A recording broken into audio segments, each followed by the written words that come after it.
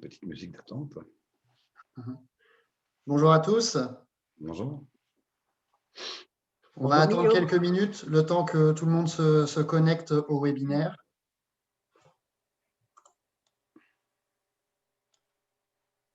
Et non, nous n'avons pas prévu une petite musique d'attente.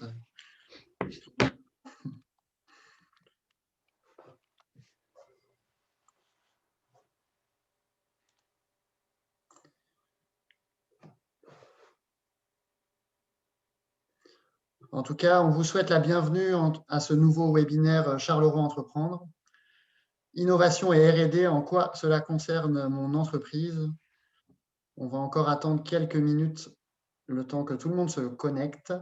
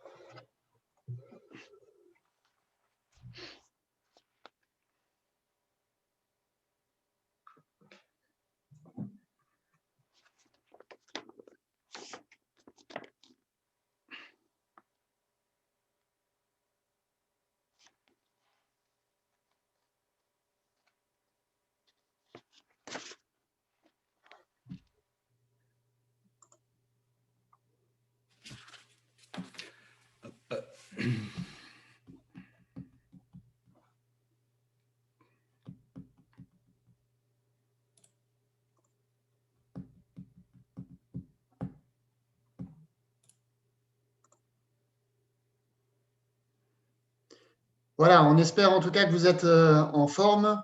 Il fait beau, même s'il fait un petit peu frais encore aujourd'hui.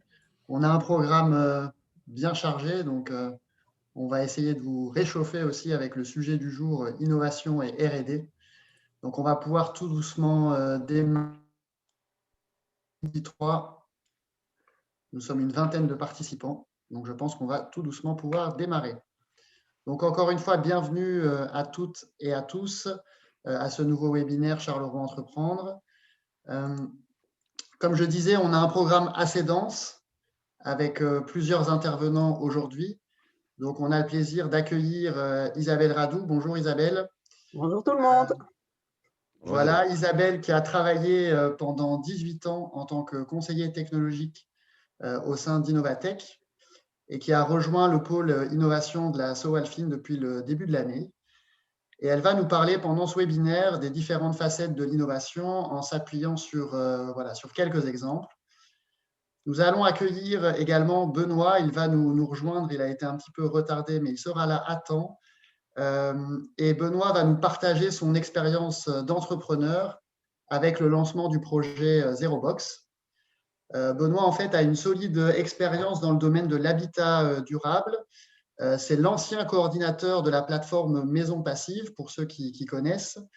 Depuis quelques années maintenant, il est à la tête du think tank FAST, qui est un groupe de réflexion sur tout ce qui est construction durable innovante. Et c'est au sein de ce groupe de réflexion que son projet ZeroBox a vu le jour. On va accueillir également mon collègue Philippe. Bonjour Philippe. Bonjour Guillaume. Bonjour tout le monde. Voilà, Philippe qui appartient au pôle aide publique de Charleroi Entreprendre et il va nous parler des aides spécifiques à l'innovation et à la R&D. Et enfin, moi-même, donc Guillaume Hulin, je suis accompagnateur au sein du pôle gros de Charleroi Entreprendre et je vous présenterai pour ma part un outil qui est l'outil Océan Bleu. Donc voilà pour le programme de ce webinaire. Vous avez les différents timings des interventions. Donc, vous aurez au menu une présentation expert avec Isabelle, un outil avec Océan Bleu, le témoignage d'une entreprise avec ZeroBox et Benoît Quevrin, et également la présentation d'une aide spécifique à la recherche et à l'innovation avec Philippe. Et on clôturera cette session avec vos questions. On essaiera d'y apporter les réponses. Voilà pour le programme. Alors, pour ceux qui ne nous connaissent pas encore, un petit rappel, une brève présentation de Charleroi Entreprendre. Donc, en fait, Charleroi Entreprendre a été créé en 2019 pour réunir et fédérer les acteurs de l'animation économique sur le territoire de Charleroi Métropole. Charleroi Entreprendre a deux missions principales. Tout d'abord, une mission d'orientation. C'est un guichet unique au niveau de Charleroi Métropole pour tout profil qui a un projet d'entreprise. Et également une mission d'accompagnement, de coaching, de développement de projets. On s'adresse de l'étudiant entrepreneur jusqu'à l'entreprise déjà établie et en passant par la start-up. Alors, l'offre de Charleroi Entreprendre s'articule autour de 4 phases importantes dans la vie d'une entreprise. Déjà, il y a le lancement et la création, où là, vous serez accompagné par mes collègues du Student Lab et du pôle Start. Ensuite, vous avez se développer, où là, on a un accompagnement également spécifique au développement d'activités, à la diversification et à la croissance des entreprises. Ensuite, vous avez une thématique autour de l'implantation avec un espace de coworking qui est à votre disposition et également des solutions adaptées avec des infrastructures proposées par YTech. Et également se financer avec un coaching spécifique pour donner accès à des solutions de financement. En bref, je n'en dirai pas plus pour l'instant et je vais, sans plus attendre, laisser la parole à Isabelle. Voilà Isabelle, c'est à toi le temps que tu charges ta présentation. Merci Guillaume.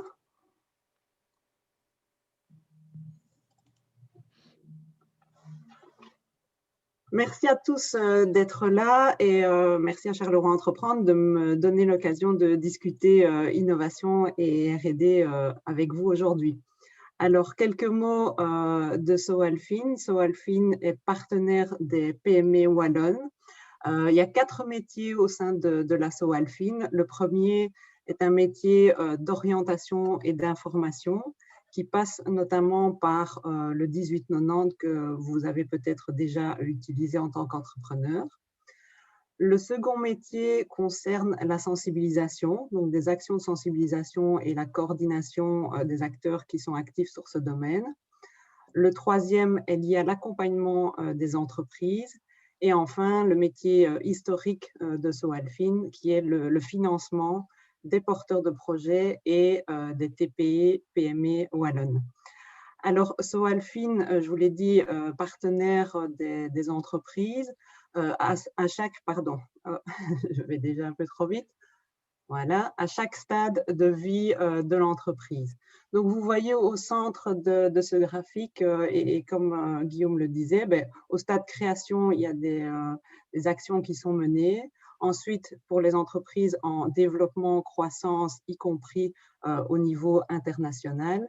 Et enfin, le stade de transmission, reprise de l'entreprise. Sur la droite, vous voyez deux thématiques transversales, l'aspect éco-transition et l'aspect innovation. C'est dans ce pôle innovation que j'ai rejoint la Soalfin récemment. Alors, la stratégie de Soalfin Innovation est basée sur les besoins des entreprises.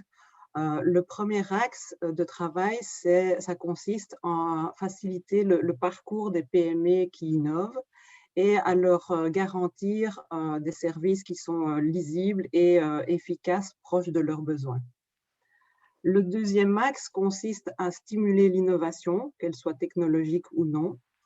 Et le troisième axe a pour but de favoriser l'appropriation des résultats de la recherche par les entreprises et surtout par les PME. Alors, on parle innovation aujourd'hui. Pour toute entreprise qui souhaite évoluer, se développer, il y a plusieurs moteurs de croissance. Donc, l'entreprise peut travailler, par exemple, sur sa stratégie à l'international. Elle peut travailler à l'optimisation de son processus de fabrication via la transformation numérique. Et l'innovation est un des moteurs de croissance. Je ne vais pas les passer tous en revue maintenant.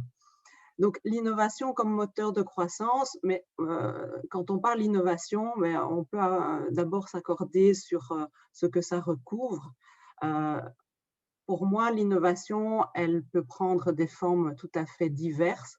Évidemment, on pense à l'innovation qui concerne les produits, mais elle concerne aussi les services et les processus de l'entreprise.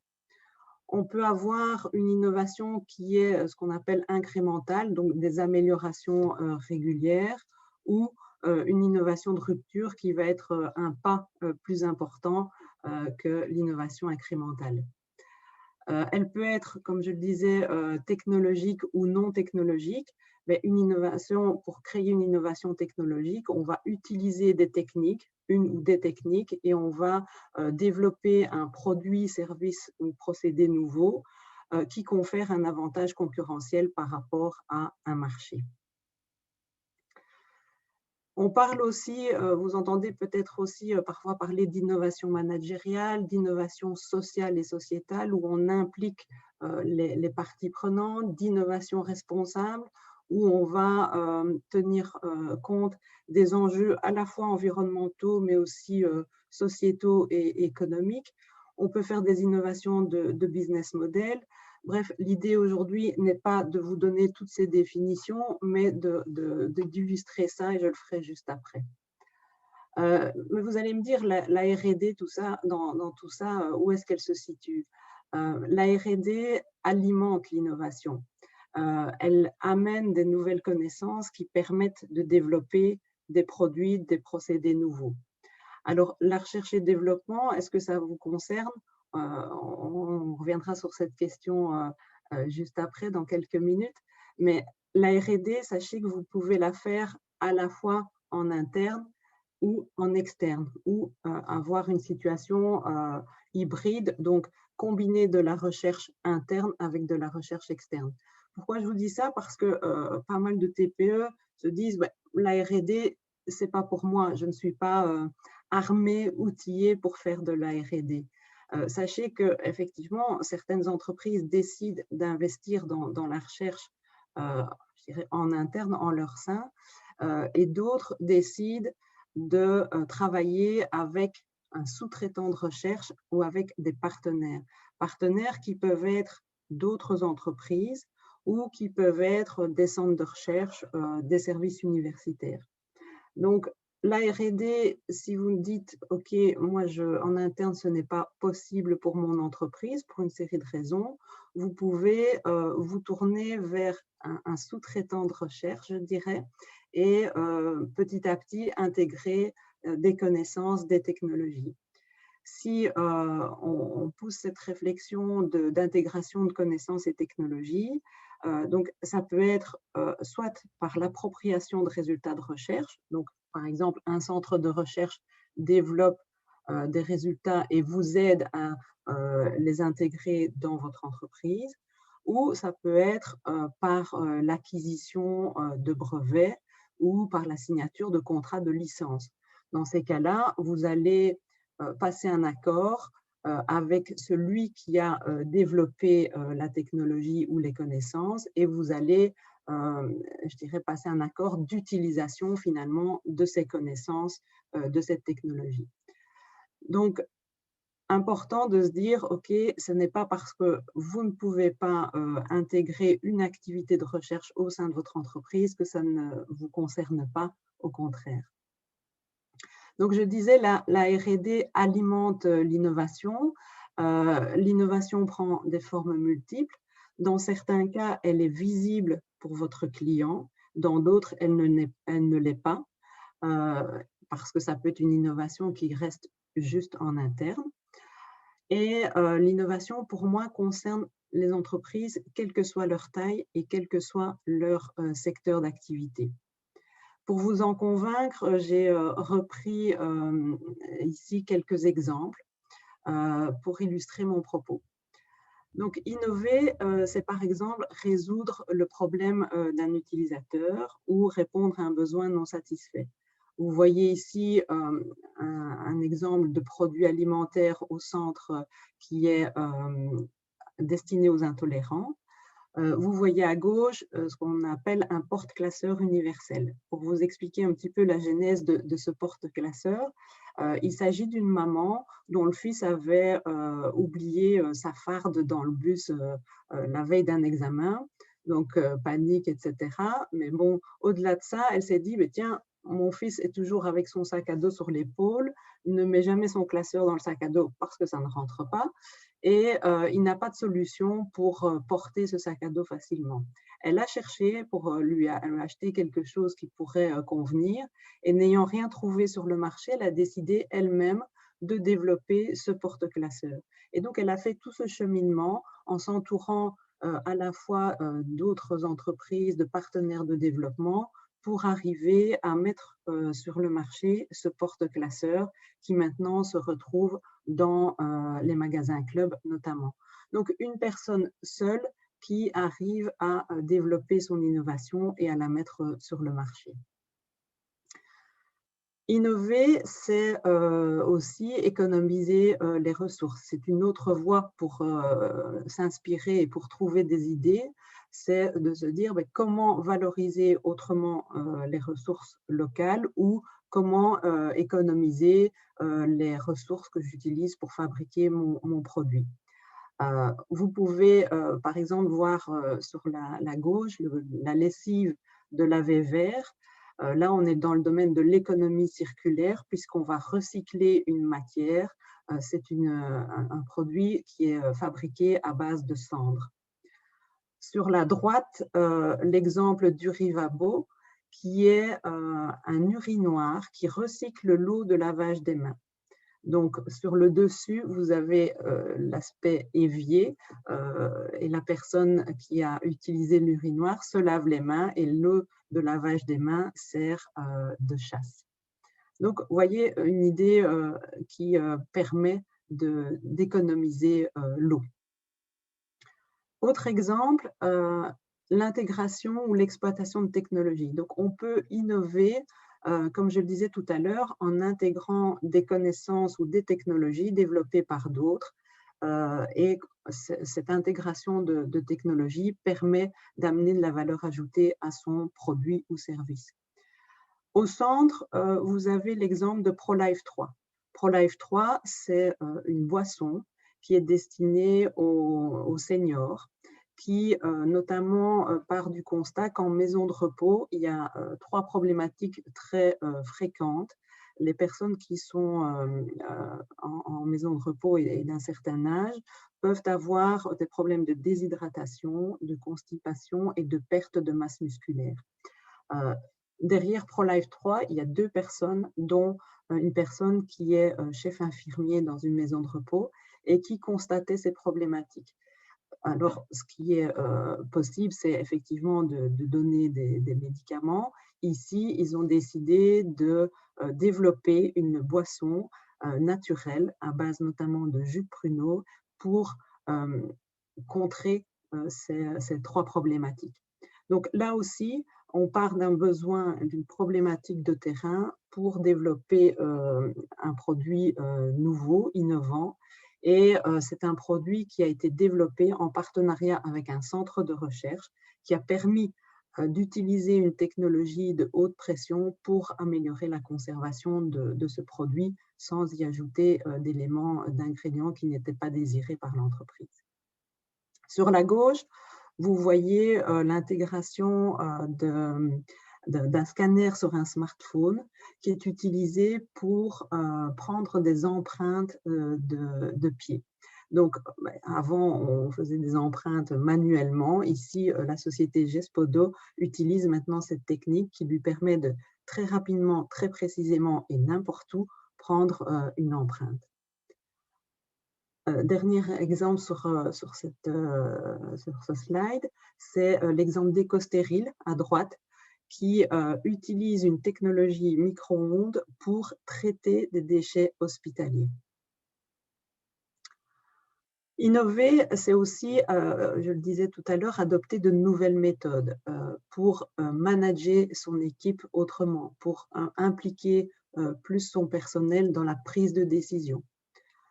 Autre possibilité, c'est augmenter la performance de son entreprise par la transformation digitale. C'est viser l'industrie du futur, l'industrie 4.0, grâce à cette réflexion sur les axes de transformation de l'entreprise au niveau de la digitalisation. Je ne vais pas être exhaustive, mais encore une autre voie. Pour moi, innover, c'est aussi faire preuve d'agilité, de capacité d'adaptation. Deux exemples à ce niveau-là. Pendant la crise sanitaire, la société Good Move, sur votre gauche, qui fabrique des jus de fruits et légumes qui s'adressent au secteur HoReCa, forcément a vu son activité complètement arrêtée. Et ces deux personnes se sont redirigées vers la fabrication de micro-pousses de légumes. Et donc, ils ont pivoté dans cette période compliquée pour eux pour amener quelque chose de nouveau à leurs clients. Sur la droite, vous voyez le désinfectant pour les mains de Riem. Riem, c'est une société qui fabrique des produits d'entretien et qui, au moment de la crise sanitaire, il y a quelques mois, s'est dit, voilà, nous, on a besoin pour notre personnel d'avoir du désinfectant. On a la possibilité de le fabriquer en interne. Ils l'ont fait pour l'interne et petit à petit, ils ont été sollicités pour le proposer à d'autres. Alors, vous allez me dire, du désinfectant, ça n'a rien d'innovant. Ici, le fait qu'il soit en spray, c'est cette différenciation qui les démarque. Pourquoi? Parce que le fait d'être en spray permet pour eux d'économiser la matière première qui, à un moment donné, était je dirais, cruciales pour fabriquer ces produits. Donc, vous voyez cette capacité aussi de faire preuve d'agilité quand il y a une contrainte qui vient vous bloquer dans votre activité classique, je vais dire. Alors, vous trouvez d'autres inspirations sur la chaîne YouTube de Sewalfin. Retenez comme conclusion à cette première partie que innover, c'est apporter de la valeur ajoutée, c'est se différencier, c'est parfois essayer de faire plus simple ou de faire mieux avec moins, mais c'est toujours rencontrer un marché. Une innovation n'est réussie que si elle rencontre son marché. Vous allez me dire, c'est bien gentil, mais comment innover, par quelle boule prendre? Je ne vais pas être exhaustive dans le temps imparti aujourd'hui, mais je vous dirais que innover, ça nécessite de combiner des choses différentes. C'est une ouverture aux idées nouvelles, à la créativité, mais c'est aussi une certaine structure pour avoir une démarche qui soit efficace. Alors, quelques recommandations. Je dirais valider votre idée vite, de manière précoce, c'est-à-dire confirmer son intérêt auprès des utilisateurs potentiels. Et puis seulement avancer sur la faisabilité, sur la concrétisation, en mettant plusieurs facettes en parallèle et en progressant par boucles successives. Deuxième recommandation, je dirais entourez-vous. Challengez votre projet, confrontez-le à des avis externes. Vous avez notamment l'équipe de Charleroi Entreprendre qui peut vous aider, vous accompagner à faire mûrir votre projet dans les meilleures conditions. Ensuite, je dirais exploiter les expertises disponibles en Wallonie. Nous avons la chance d'avoir un tissu qui est dense en termes de centres de recherche, en termes d'universités, de hautes écoles. Vous avez des lieux où vous pouvez tester, prototyper, donc profitez-en et n'oubliez pas aussi toutes les expertises privées. Donc, il y a des possibilités pour activer ces expertises. Je disais, pour activer ces expertises, vous pouvez également bénéficier d'un soutien financier. Il y a beaucoup de choses qui sont mises en place pour aider la concrétisation des projets innovants. Je n'en citerai que quelques-uns et Philippe y reviendra tout à l'heure. Mais vous avez le système d'échec entreprise, vous avez les aides de la DGO6 et des produits comme EasyUp et EasyGreen qui sont des financements gérés par Sewalfin. Avant-dernière recommandation, soyez attentifs à votre propriété intellectuelle. Alors, il y a un enjeu de protection de vos idées, de vos développements, mais aussi un enjeu d'exploitation et de valorisation de votre savoir-faire, mais aussi de valorisation de votre entreprise. Protéger votre savoir-faire, votre propriété intellectuelle vous permet de valoriser votre développement. Un outil en ligne pratique qui est rapide à faire pour se situer, IDScan, que vous pouvez consulter quand vous voulez. Enfin, dernière recommandation, je dirais soignez votre visibilité. Si vous développez des produits innovants, n'oubliez pas de le faire savoir et n'oubliez pas de donner une image aussi de votre entreprise qui soit cohérente avec sa stratégie d'innovation. Voilà, j'ai essayé de brosser rapidement cette thématique. Merci en tout cas pour votre attention. N'hésitez pas à poser vos questions tout de suite ou à un autre moment. Et voilà, à vous de jouer. Bonne innovation. Merci beaucoup Isabelle pour ta présentation et tes nombreux exemples inspirants. En effet, si vous avez des questions, n'hésitez pas à les poser dans le chat et je vous propose d'y revenir en fin de session. On pourra traiter l'ensemble des questions que vous pourriez avoir sur nos différentes interventions et à destination des intervenants. Donc voilà, je vous propose de poursuivre le programme. Donc je vais maintenant vous présenter un outil, l'outil Océan Bleu. En tout cas, comme l'a dit Isabelle, il y a plusieurs moyens et méthodes pour innover. Et là, je vous propose de faire un focus sur un des outils de notre boîte à outils, mais ce n'est évidemment pas le seul moyen d'action. Et en fait, la particularité de cet outil, c'est de chercher à se démarquer radicalement de la concurrence et de créer de l'innovation de rupture. Donc, par rapport à ce qu'a dit Isabelle, innovation incrémentale, on va essayer d'améliorer l'existant. Innovation de rupture, on va essayer de faire un grand écart vis-à-vis de la concurrence. Alors, avant de vous parler d'Océan Bleu, voyons déjà ce qui se passe en fait dans un océan rouge.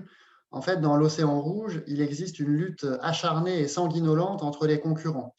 C'est la guerre des prix, tout le monde regarde, avance dans la même direction, et chacun va essayer de se différencier par petites touches, mais on est très vite rattrapé par son voisin. Il y a de nombreux exemples, il suffit de penser à des entreprises qui se livrent une guerre concurrentielle, évidemment Pepsi, Coca, qui sont des rivaux historiques, et qui se partagent 85% du marché des colas, mais il y a un tas d'exemples dans le domaine de la téléphonie ou de l'automobile. Alors, en ce moment, comme j'ai dit, on a des températures polaires. On a tous envie de rêver d'un bel océan bleu. Et en fait, dans un océan bleu, vous êtes seul, vous êtes tranquille. C'est un nouvel espace de marché sans concurrence. Vous avez créé votre propre marché. Ça a été le cas de Netflix, qui, à son arrivée sur le marché de la vidéo à la demande en 2007, était vraiment le seul à se positionner sur ce marché. Alors après, un océan bleu ne le reste pas indéfiniment. Depuis, Netflix a vu l'arrivée de nouvelles offres commerciales comme Amazon Prime et Disney+. Quand on parle d'océan bleu, c'est difficile de passer à côté de cet exemple qui est un petit peu emblématique et qui fait partie du livre justement Océan bleu, pour ceux qui l'ont lu. Il est tellement parlant, connu, voilà, que je suis un peu obligé d'y faire référence aujourd'hui. C'est celui du Cirque du Soleil. Donc, qu'est-ce qui se passait dans l'océan rouge au niveau du cirque? En fait, vous avez les cirques Pinder, Amar et Bouglione qui essayaient d'apporter des petites touches d'originalité en attirant des nouveaux clowns, des dompteurs célèbres ou réputés. Et donc, ce qui se passait, c'est qu'on avait une augmentation des coûts, mais pas forcément des recettes.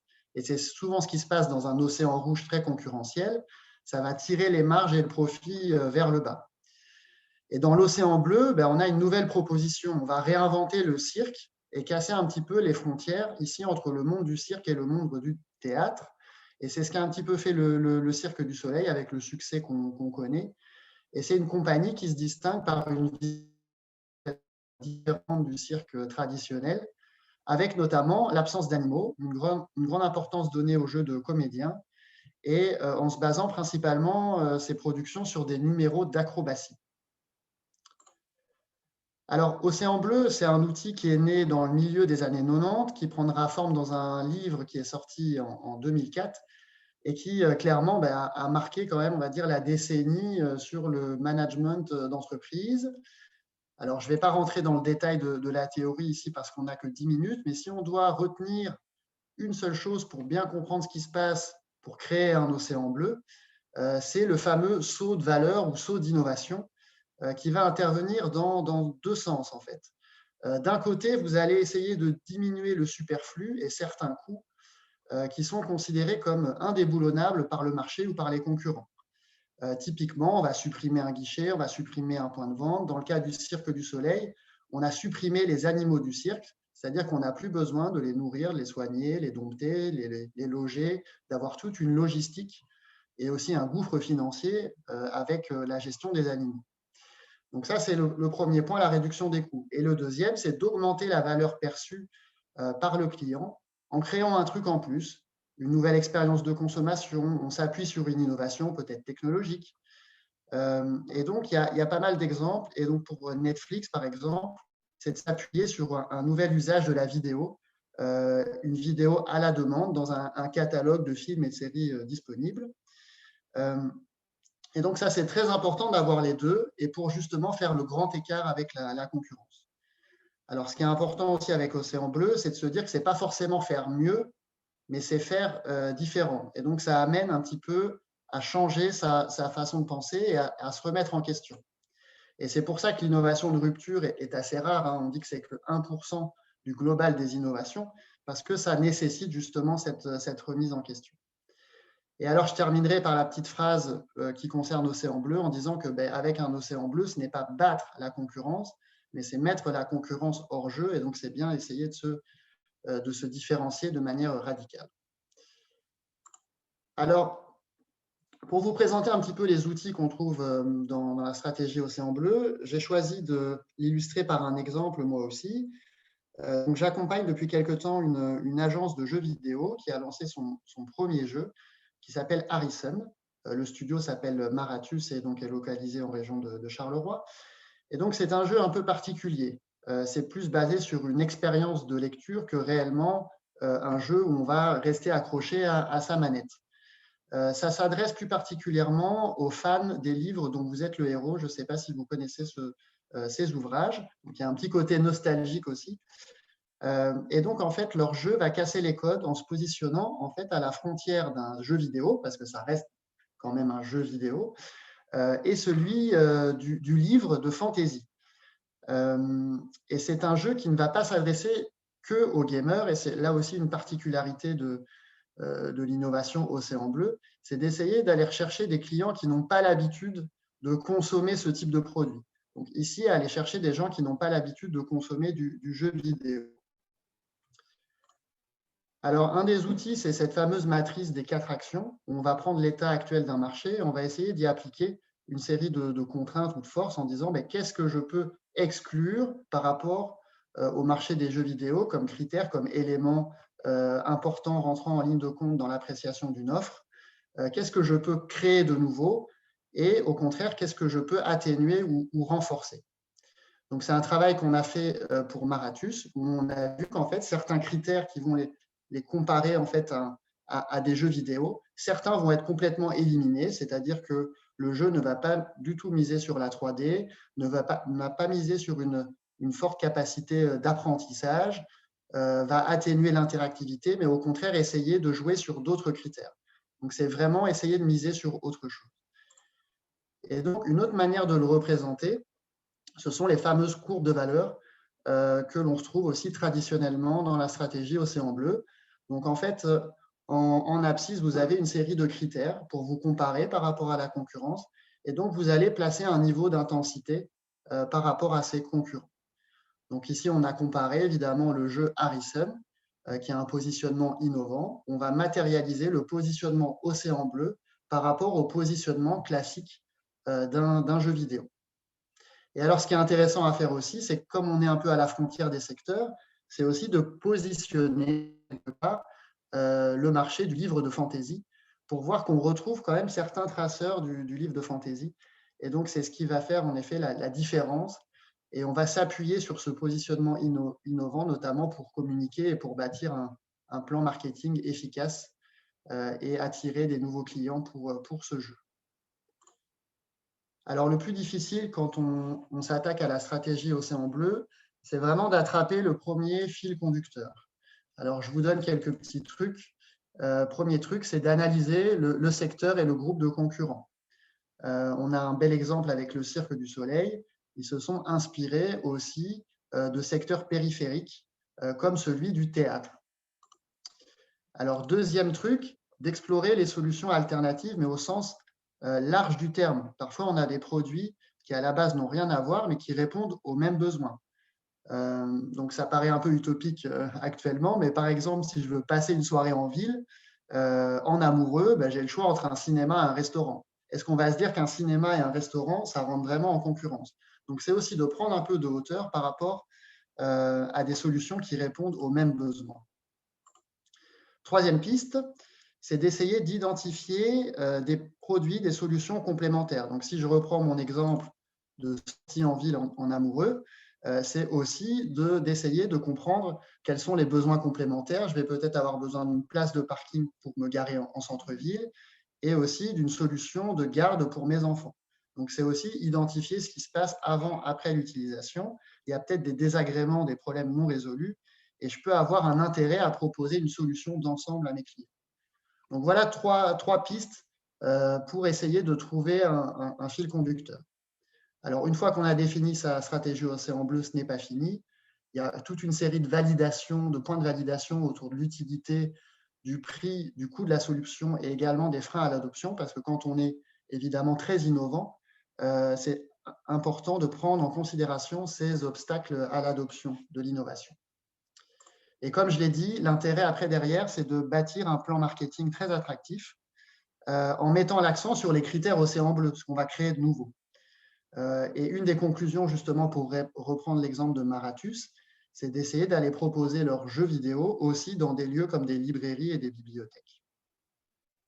Et la conclusion du travail et de l'accompagnement qu'on propose au niveau Océan Bleu, c'est aussi de converger vers une phrase qui est l'expérience client unique. En quoi vous êtes unique? Je terminerai par cette petite photo. Donc, face à des situations comme ça où il y a beaucoup de contraintes, c'est un petit peu la voie royale pour innover. Parce que vous voyez bien qu'on est obligé d'être créatif face à cette situation. Sinon, tout simplement, on reste à l'arrêt et on meurt. On vous propose un coaching en matière d'Océan Bleu, donc n'hésitez pas à revenir vers nous si vous êtes intéressé. Voilà, j'en ai terminé avec ma présentation. Et c'est justement avec Benoît qu'on a eu l'occasion de tester un petit peu cette méthodologie. Donc, je vais te passer la parole, Benoît, et tu vas nous parler de ton projet ZeroBox, qui a changé de nom, je crois, récemment. Oui, tout à fait. Tout à fait, et j'en parle. Oui, moi, je suis le côté Kobe. Non, ce n'est pas le côté Kobe, le côté expérimentateur, c'est ça, de cet Océan Bleu, de l'autre côté de la barrière de Charleroi Entreprendre. Je vais aussi partager les quelques slides que j'ai préparés.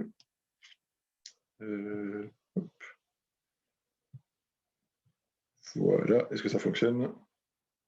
Oui, très bien. Très bien, ça fonctionne.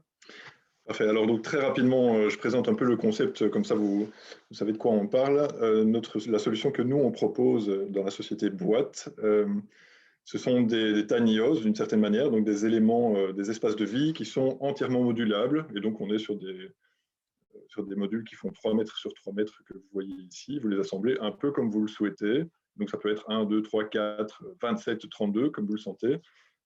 Pour faire des logements ou d'autres choses. Donc, ça peut être des bureaux, des salles de réunion ou votre cabinet de dentiste. Et on a quelques particularités, à savoir qu'on industrialise ça d'une certaine manière, mais aussi on est entièrement autonome en énergie et en eau. Et donc, typiquement, vous prenez votre tiny house, vous la posez en plein milieu d'un champ et elle va fonctionner toute seule, tant en énergie qu'en eau, grâce à des systèmes qu'on a pu développer en interne, relativement innovants.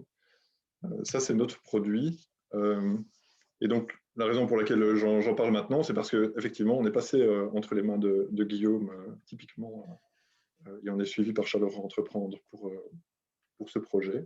Et donc, si je dois donner vraiment une expérience tout à fait honnête, hein, c'est marrant parce que maintenant, vous ne pouvez plus m'empêcher de parler, j'ai le droit de dire ce que je veux.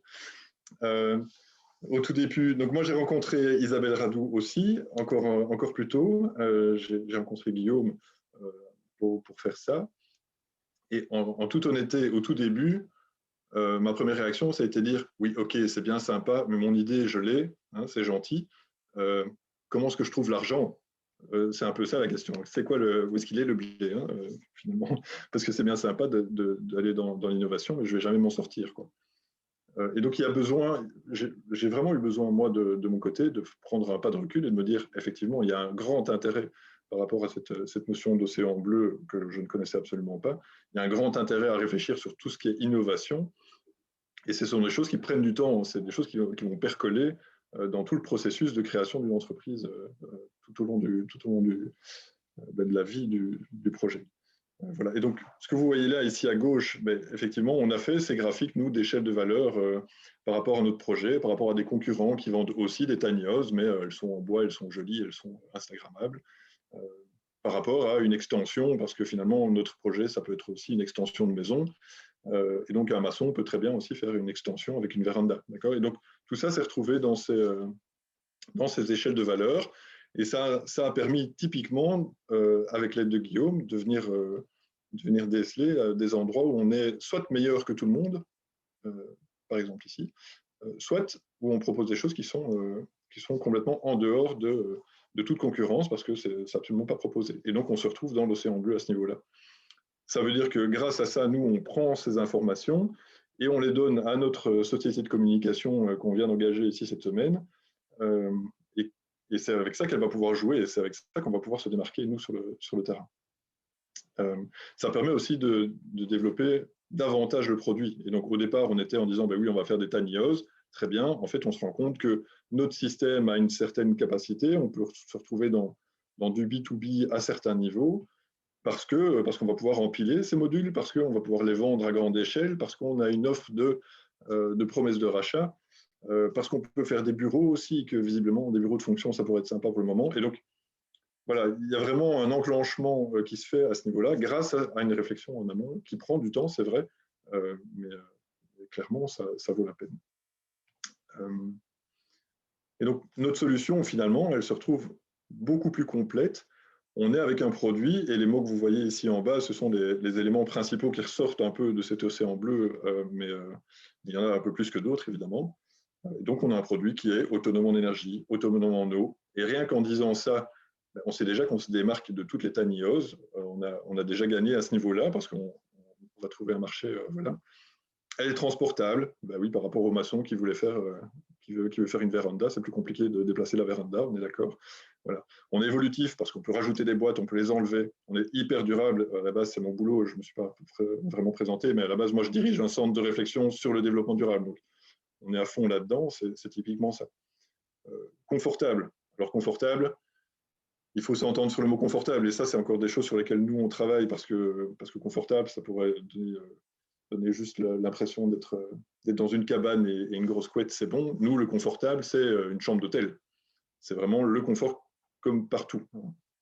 Donc, on est autonome, et en même temps, on a vraiment une chambre d'hôtel. Et du coup, on a cette bottom line qu'on a trouvée, pour les privés, en tout cas, qui dit la Zero Box, la Mélo maintenant, mais la Zero Box, une chambre d'hôtel dans votre jardin. Voilà. Et ça, c'est devenu la punchline finalement de notre produit, parce que vous ne touchez à rien, on s'occupe de tout en fait, on a un service qui peut s'occuper de tout si vous le souhaitez, et vous avez le confort d'une chambre d'hôtel. Voilà. Tout ça découle en fait de cette réflexion qu'on a pu avoir, notamment avec Guillaume. Alors, c'est un slide, je suis très attentif en général à l'esthétique des slides.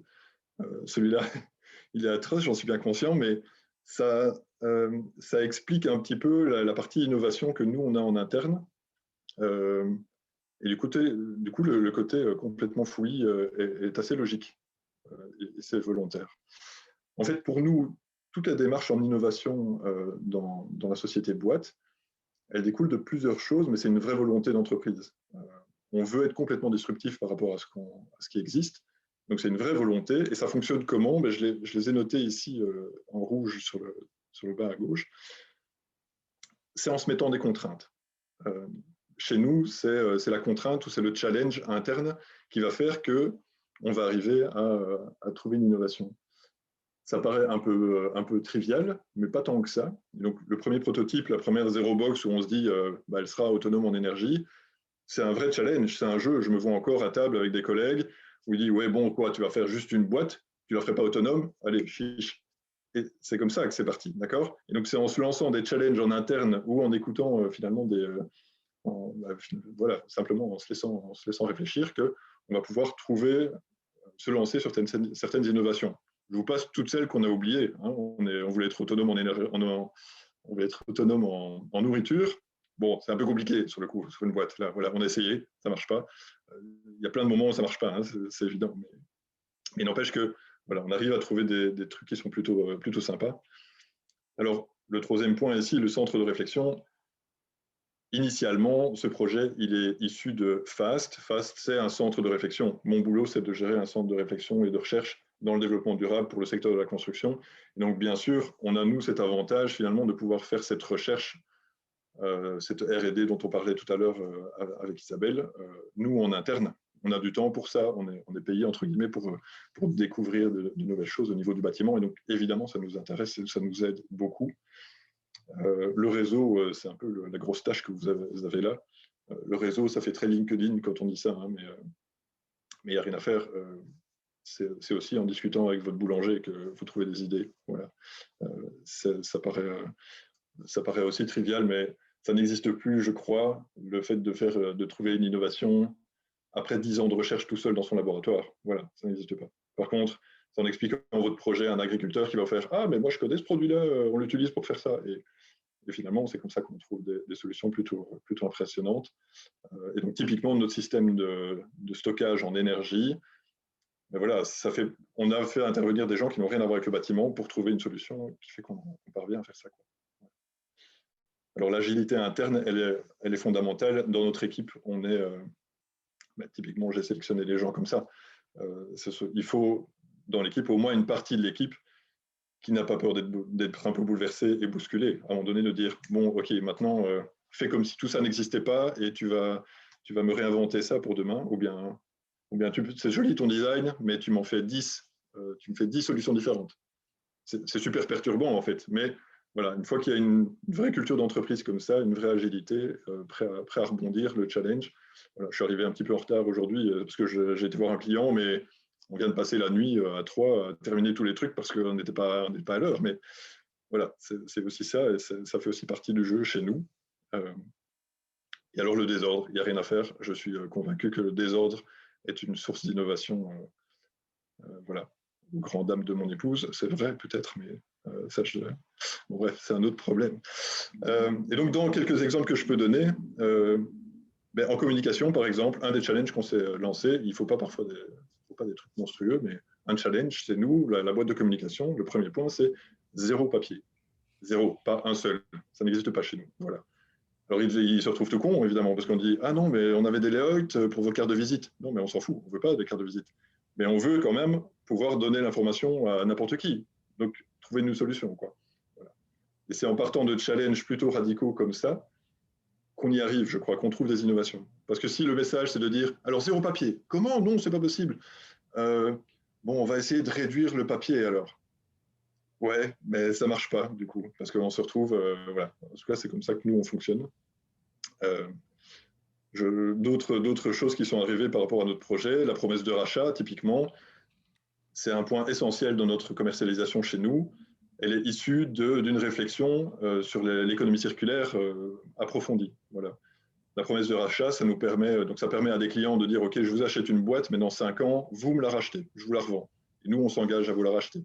Ça, c'est notre concept à nous. Et d'ailleurs, on a gagné un concours Minded Market ici à Charleroi, entre autres pour ce concept-là. Et donc, ça fait toujours bien aussi de montrer à des investisseurs qu'on gagne des concours comme cela. Mais cette promesse de rachat, elle est aussi issue d'une sorte d'innovation, de dire comment on va faire pour être vraiment certain de pouvoir gérer tous les matériaux en économie circulaire et qu'on ne va pas faire des communications du style « Oui, alors les déchets sont gérés sûrement par quelqu'un d'autre bientôt ». Ce qui est typique de l'économie circulaire dans certains cas. On va dire. Voilà. 0 colle. Voilà, c'est aussi un des challenges chez nous.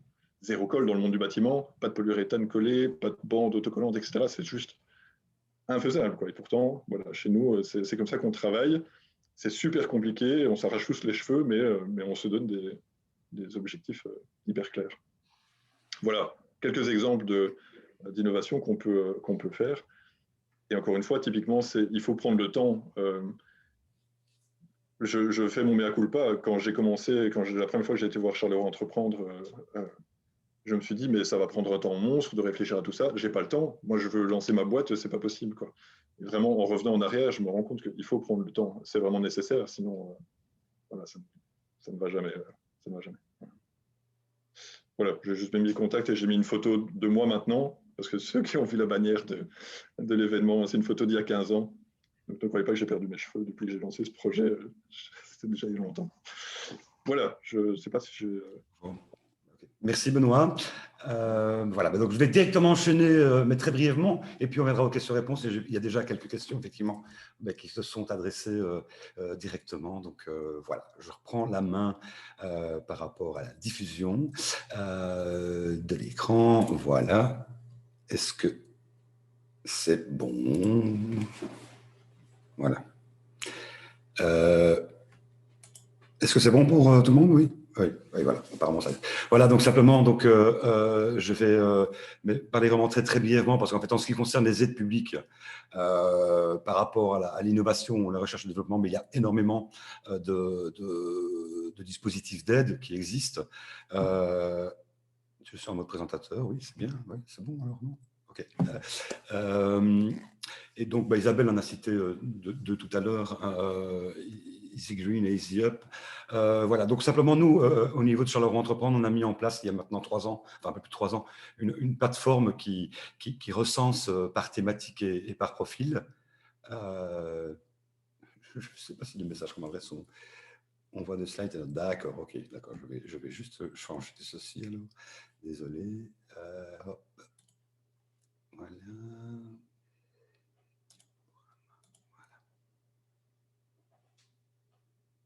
Voilà, j'espère que c'est mieux là maintenant. Voilà, désolé, hein, désolé. Voilà, hop. Voilà, est-ce que c'est bon là maintenant? Oui, ok, merci. Merci, super, ok. Voilà, donc... Voilà, donc je parlais dans une plateforme qui s'appelle guide des aides publiques.be, qui se veut une plateforme non pas exhaustive, mais vraiment les aides auxquelles nous sommes confrontés au quotidien dans notre travail d'accompagnement des entreprises par rapport à la diffusion d'abord, à l'information, à la sensibilisation, et puis aussi par rapport à parfois la réalisation de certaines aides publiques pour lesquelles nous recevons un mandat de ces entreprises. Donc voilà, donc je vous invite vraiment à noter cette adresse de guide des aides publiques.be. Bon, ici, voilà, dans le lien que vous aurez dans le support, elle fait une recherche basée par thématique. Et donc, voilà, vous verrez qu'il y en a déjà quand même vraiment un paquet de disponibles. Hop, désolé, voilà. Alors, je vais parler simplement d'une aide. Isabelle en a parlé effectivement au début de sa présentation. Je suppose que certains d'entre vous la connaissent. C'est l'aide ce sont en fait de l'échec entreprise, qui sont des aides, qui sont en fait des interventions de la région wallonne par rapport à des missions de consultance dans des secteurs très, très, très, très divers. J'en ai cité ici 2, qui sont par exemple celui des chèques technologiques et ceux de la propriété intellectuelle, dont Isabelle a parlé effectivement tout à l'heure aussi, où en fait la région wallonne, par rapport à la prestation qui serait réalisée par une société agréé et labellisé par la région wallonne, je tiens à préciser, ou un centre de recherche agréé, par exemple, dans le cas d'échecs technologiques, eh bien, la région wallonne intervient dans 75% du marché hors TVA, et avec des plafonds, en l'occurrence ici de 45 000 € sur une période de 3 ans. Donc, tous ces chèques, vous les trouverez en détail sur le site du guide des aides publiques, mais en fait, ils sont accessibles via une plateforme de la région wallonne qui s'appelle chèqueentreprise.be. Un autre programme de subvention, donc là on n'est pas dans le financement et dans le prêt, on est vraiment dans la subvention, 2 programmes OPIN qui concernent l'innovation de procédés ou l'innovation d'organisation qui sont accessibles donc aux PME et avec des taux de subvention en fonction d'une grille d'analyse qui va de 15 à 50%. du programme. Donc, vous avez également les 2 liens pour la définition complète de ces aides. Une autre aide qui concerne le conseil, l'appui à l'innovation, qui est également là une subvention qui peut se monter jusqu'à 75%, avec un plafond là de 200 000 € sur 3 ans. Une autre aide qui est parfois utilisée, enfin oui, en tout cas nous on a déjà fait quelques dossiers et aider les entreprises, c'est en fait une aide qui concerne le RPR, donc là, une aide qui s'appelle responsable d'un projet de recherche, donc qui permet à l'entreprise d'engager un responsable du projet de recherche au sein de son personnel, donc c'est quelqu'un en plus sur le payroll et pour lequel, en fonction de la nature du projet, etc., les dépenses de frais de personnel sont prises en compte pendant une période de 6 mois à 2 ans maximum. Je vais un petit peu vite parce qu'il y en a beaucoup, mais donc simplement, je dirais pour ceux qui sont intéressés et qui ont une demande tout à fait spécifique, qui souhaitent en savoir plus, n'hésitez pas à nous contacter. C'est un petit peu la philosophie que nous, on a au niveau de Charleroi Entreprendre et plus particulièrement de l'équipe des experts en aide publique. C'est avant toute démarche ou à partir d'une idée, n'hésitez pas à nous contacter. Nous sommes une équipe à votre disposition. Guillaume, qui a fait la présentation tout à l'heure d'Océan Bleu, est vraiment à votre disposition. N'hésitez pas à le contacter. Vous avez son adresse ici en dessous. Et la plateforme, et donc l'ensemble de l'équipe de Charleroi Entreprendre avec ses différentes missions est vraiment à votre disposition. Un site web, charleroi-entreprendre.be, un contact général. Et puis, voilà, on va directement passer aux questions. Voilà, j'ai voulu vraiment être très, très bref parce que malheureusement, il y a beaucoup de choses à dire et on ne peut pas rentrer dans les détails. Alors, il y avait quelques questions qui étaient posées et je pense qu'il est à l'attention de Benoît. Benoît, oui, qui concernait effectivement votre produit par rapport à la question, c'était de savoir s'il fallait un permis ou si vous accompagnez vos clients dans le cadre de ces solutions d'habitat léger. Voilà. Est-ce que vous accompagnez vos clients par rapport à la demande de permis Oui. On souhaite en installer un dans son jardin. En gros, c'est ça. Voilà. J'ai répondu par message déjà, mais effectivement, pour tout le monde, oui, bien sûr, on a des architectes dans le groupe et donc ça aide. Parfois, il ne faut pas de permis, hein, c'est l'avantage de l'habitat léger, donc il suffit de poser la boîte un peu où on veut. Évidemment, si vous voulez surélever une toiture en plein centre de Bruxelles, vous avez besoin d'un permis d'urbanisme, c'est évident. Mais on est là pour aider les clients, c'est logique. Ouais. Okay. Oui, il y a une solution compatible pour la création d'un abri de jardin. Toute la question de Pauline, je vois tout à l'heure. Est-ce qu'il y a d'autres questions à Guillaume ou Isabelle ou Benoît par rapport à l'échange que nous avons eu ce matin, pas ce midi plutôt? Les micros des intervenants ne sont pas allumés, je pense. Hein. Ouais. Donc il faut absolument passer alors donc par le questions et réponses uniquement, voilà, par écrit. Voilà, je ne sais pas si il y en a certains d'entre vous qui souhaitent se manifester. Je ne pense pas que ce soit le cas. En tout cas, on a respecté le timing. Ouais, ça, on voulait absolument respecter, et c'est une des forces d'ailleurs dans tous les webinaires de Charleroi Entreprendre, c'est qu'on commence à l'heure et on termine à l'heure. En tout cas, donc, un grand merci pour votre participation. Vous recevrez, à l'issue de la clôture de cette réunion, vous serez invité à partager une petite enquête de satisfaction. Donc, un grand merci en tout cas de la compléter. Ça nous aide au quotidien pour améliorer le contenu et la manière dont nous organisons ces webinaires. D'autre part, vous recevrez également le support des différentes interventions et les différents liens, entre autres, dans ma présentation, après à l'issue de ce webinaire. Il sera également mis à disposition pour un review en ligne. Voilà, en tout cas, je tiens à vous remercier pour votre participation. Merci Isabelle pour ta participation. Un grand merci. Guillaume, à très bientôt, chers collègues. Et merci en tout cas, Benoît, pour votre présentation et le côté disruptif de votre projet me séduit vraiment. Et la manière dont vous travaillez, donc c'était vraiment très, très chouette. Un grand merci à tout le monde. Merci à vous. Une excellente journée et à très bientôt à l'un de nos webinaires. Et nous sommes vraiment là, toutes nos équipes, à votre disposition. Merci. Bon après-midi. Merci. Au revoir. Au revoir tout le monde.